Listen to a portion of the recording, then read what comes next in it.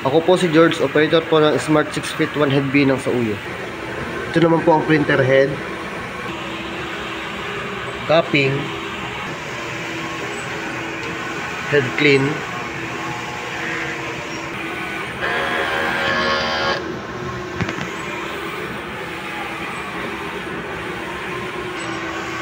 after mag-head clean, punasan ang wiper.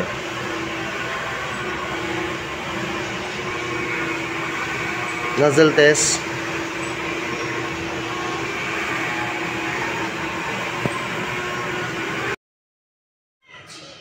Ito naman po yung ink tank.